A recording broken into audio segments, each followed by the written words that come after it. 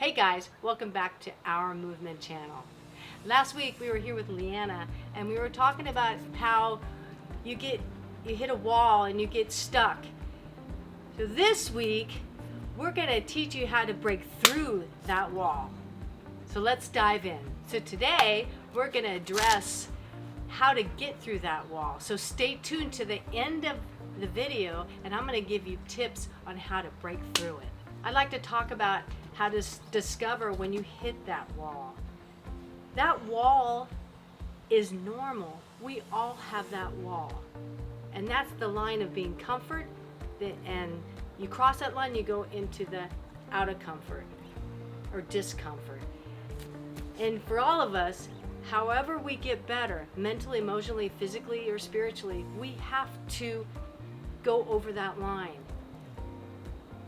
So the key is, when you've hit that wall and you feel a little nauseous, a little sick, you may want to just continue a little bit. I do that in my own workout. Sometimes I'll feel a little nauseous and I'm like, yeah, that feels pretty good, so I'm going to keep going because I know I'm getting a good workout and I'm going to get the results.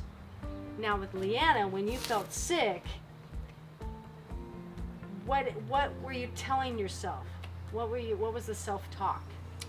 For me personally, I felt that way before at work. My job is pretty physical, so when that happens, I have to just stop and cool my body down or recollect my thoughts, let my muscles relax for a minute, and then I jumped right back in because I wanted to continue. So I hit the wall, realized that's the wall, and backed off, and then said, okay, let me go find a way to help me get over the wall. So, That's awesome because if that makes sense. Well, yeah, and it's like that one word, as she said, want. How bad do you want this? How bad do you want to make that change? And what she did is she took a step back, rested, and then she dove right back into the workout, and she continued a little bit longer, and then she was done and she stopped. And so that's about reading your own body and saying, hey, it's okay for me to push a little more. So then next time she works out, she'll push a little bit further. Now the other side, flip side of the coin is when you push so hard that you injure yourself, that you're sick, and then you don't want to even come back to the working out or getting back in shape. And that's what 9 times out of 10 people do when they first start a workout. They go all balls out to the wall. They go for a week, they're so sore, so they don't do it anymore. They stop.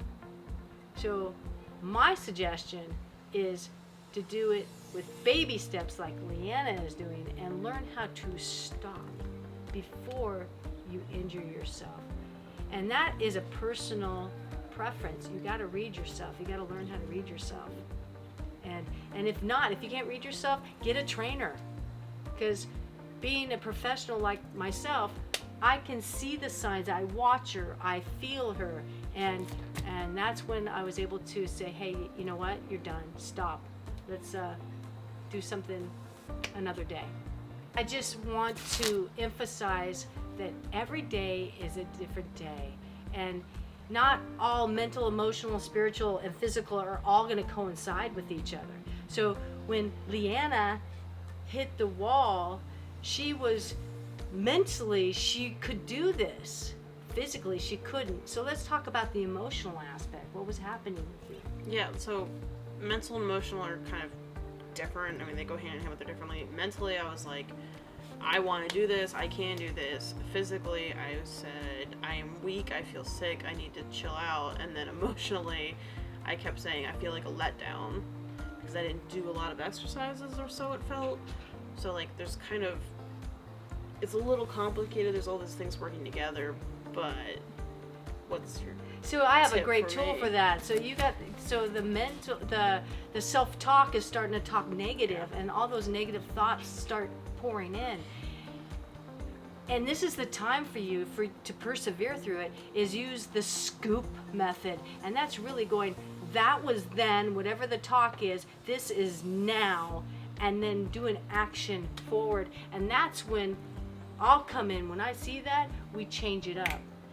We can change it up from, and I think I did that with you, is that we changed it up. You were going full bore doing the circuit training, and then I said, let's stop and do one thing at a time, and that's what we did, and we just slowed her down so that she can continue and finish out the workout. And that was the key, because when you just try to bulldoze through it and she's feeling sick, she's mentally and emotionally feeling sick too, you got to change it up. And there's so many ways. You can get down on the floor and do yoga, you could stop and meditate, you could go outside and take a walk. You don't have to stay stuck in what you're doing. When you were going through your workout and you're feeling sick, emotionally sick, what were the things that you were telling yourself? It was a mix of both, but like a lot of it was, I'm letting myself down. You know, I came to your house, we were doing a workout, you've got all the stuff out in the yard, letting Tina down, letting my fiance down because he's there working out with me. You know, do I really want to come back and do this tomorrow? And the other part of me is like, yes, I want to do this. So it was kind of this weird inner struggle, inner battle. But I think it's important to kind of just get through it and then not leave your workout feeling unaccomplished, because the last thing, I mean, at least for me, what I want to do is feel accomplished. So that's why part of me backed off, kind of pushed through it. You know? That's and the key is, and I tell myself this and everybody, don't beat yourself up. Yeah. I want you to be proud of yourself, knowing that you got in the car, you drove to my house, you showed up, you laced it up, you were ready to go, and you were in the field being a participant. And you know what? It happens to all of us. We have those days where we feel sick, or we mentally, those voices are coming through, and it takes so much strength and so much energy to get your foot through the door. Yeah. So I want you to celebrate that. That is a win. And we want to celebrate every time you show up, every time you pick up a weight, every time you stretch your body, every time you move your body. I want you to celebrate it. And that is how you get through your wall.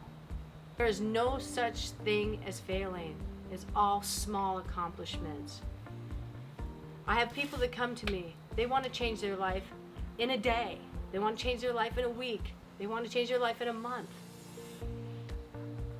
And that's when you hit a wall and you stop. The key is to take the baby steps, like I keep telling everybody, crawl, walk, and run. Because when you take those baby steps, you'll hit a wall, but you'll learn how to get through the wall. And when you get through that wall, then you're gonna go for a while, and then you're gonna hit another wall. So the key is to take it slow. Slow and steady wins the race.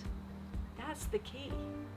And know that you keep showing up, you're gonna get through all those walls, and you're gonna accomplish your goals and your dreams. As promised, here are the tips to get you through this wall. And the number one is get plenty of rest. You have to have plenty of rest for your muscles to grow, for your body to be ready and energized for your workout. Number two, you have to eat well. I mean, it's very important to eat a well-balanced diet where you're eating protein, fat, carbohydrate.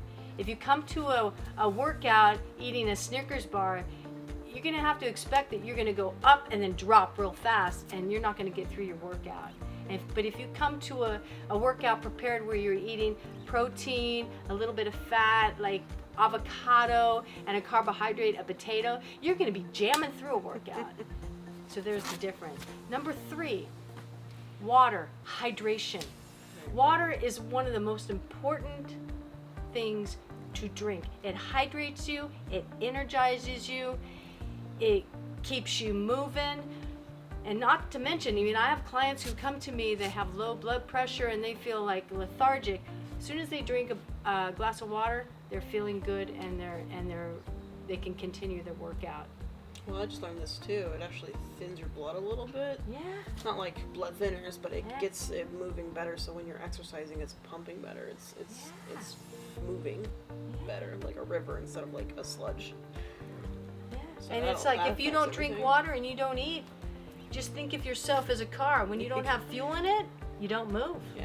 So Just gonna putter out. exactly, exactly. And the fourth tip, those mental thoughts are going to come in, those negative thoughts. They're going to come in. You're not good enough. You can't do it. So you know what? You have to go past those thoughts and go for your goal. Those are just thoughts, and know that. And the fifth one is meditate. Get a clear head, a clear mind. Meditation may be anything that speaks to you. It could be sitting and oming. It could be running. It could be walking. It could be just lying in your bed and just chilling and allowing yourself to be. And there's a sixth one, and it's a bonus one.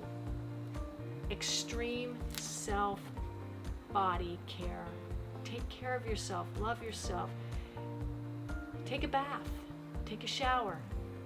Go for a swim. Go for a stretch. Buy yourself flowers. If you want to see the first part of this video, hit the link up here. And if you guys enjoyed and want to see more of Tina's videos, don't forget to hit the like and subscribe button down below over here on the other side of the screen.